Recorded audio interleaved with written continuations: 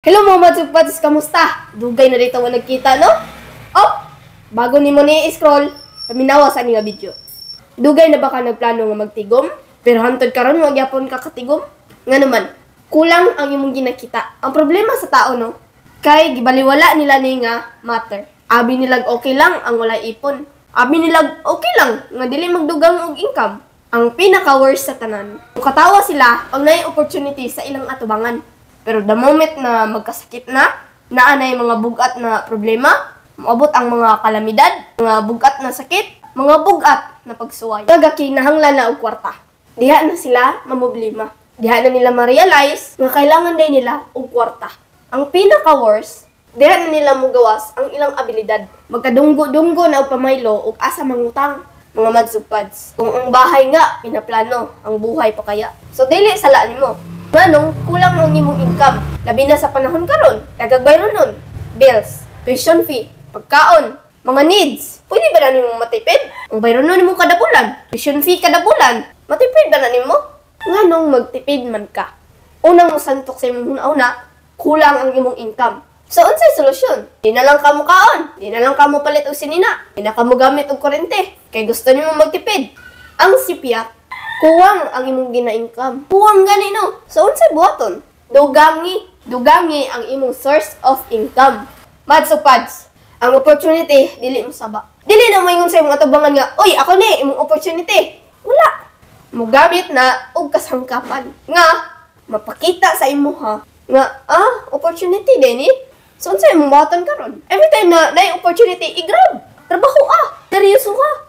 Ayun, nagdagang istorya. O, galing niabot na sa imong opportunity, kay nakita sa taas, nga kulang ang imong ginakita. Or kung dato ka man, kasi gigamit kag kasangkapan sa naat sa taas. Aron makatabang sa mga nanginahanglan.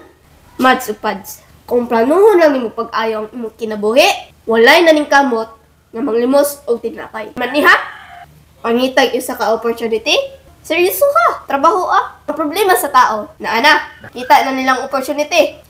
Excited ra sinugdanan. Abtag pila ka bulan, tong excitement level nila nawala. Nga naman, sundog-sundog naman sa uban.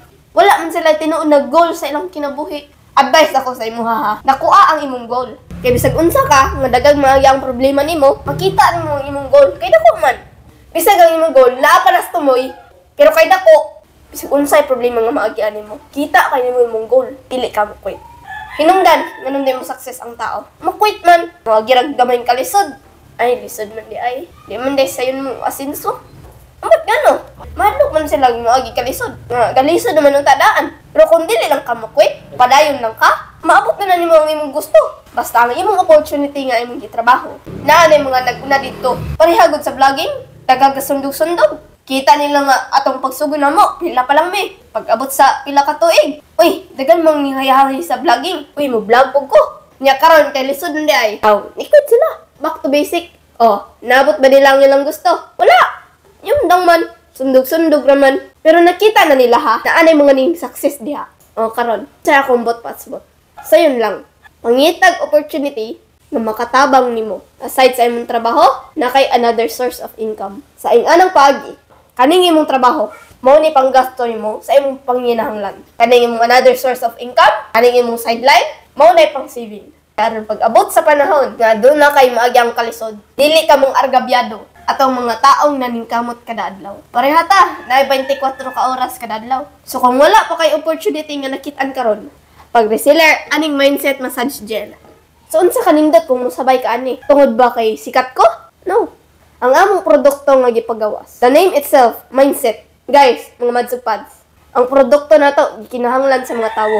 Kanay mindset massage gel, pure ni nga herbal. Anong kinahanglan man is tawo? Dini ordinaryong haplas. All in one ni. Na kay sakit sa likod, stress, arthritis, almoranas, kalunggo, kagid, dysmenorrhea, mga pinakaglamok, luas, mouthwash, ug bugas. Pwede pod pang feminine wash, pang masculine wash, baho ang imong baba, or na kay varicose. O kuban pa. Mindset massage gel. Ganong makasiguro ka, nga nindot sa bayan nga negosyo, produkto, kinahanglan sa tao eh. Health. Ibig sabihin, tungod kay kinahanglan sa tao, daghag mo palit. Solusyon man sa ilang problema. Sakit ang likod, mga ubang balatian, kataw mga gipang baggit, mao ni solusyon. So ibig sabihin, taas ang sales. Ikaduha. Kung sumabol man Imagine ra, kada balay, tag-isa yung refrigerator. Pero adto sa mga namaligya ref, kada adlaw, naay mo palit og ref. Ganun nga nakakusog ang ilang cells. Tag-isa naman tayo ref kada balay. Dili man ta consumable ang ref. Tagpila gud na ka tuig maguba. Pero bisag asa ka, adto sa mga namaligya ref, kada adlaw may halin. How much more ning kaning atong negosyo? Kinahanglan sa tawo, consumable, pag consumable, na-repeat order. Pag na-repeat order, na-sales. Mo ganing gitawag mindset o. Next, ang pinaka-the best sa tanan. Barato rag puhunan. Gihimo na tong pangmasa. Imagine mo. 1.5 ray capital, pwede na ka magnegosyo. Himuan pa gid natong marketing plan para mo income gyud ang mga mag-reseller. So unsa adlaw nimo manung dili ka mo grab. Sa mga gusto mag-reseller kani ha, 1.5 ra ang capital. Daghan na og income. Next, kung adun man kay kwarta, gusto ka mahimong sub HQ, i-PM ninyo ang Mindset Massage Gel admin page. Ang sub HQ mga madzug pads. Kumbaga, ikaw ang kumprahanan niya ang explosive sa imong lugar. Sa imong mangumpra ang mga reseller ug ang pinakalas sa tanan. Why mindset? Ang imong sabayan nga negosyo, dili na nimo kailangan og influencer nga mo-promote sa imong products aron makita sa imong market ang negosyo. Ako na lang mo-promote. I have 4.3 million followers. Napakumpapa.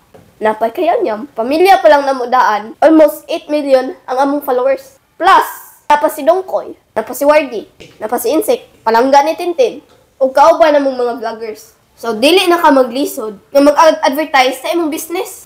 Now, think about it. It's up to you to decide. Mutan-aw lang ba ka or musabay ka? Okay lang ba sa imong source of income or mudugang ka? Ikaw magdesisyon. Tigulang naman ka. Basta timan ni Permi, mabago lang ang kinabuhi sa tao. Kung tama ang imong mindset. Sa Dario?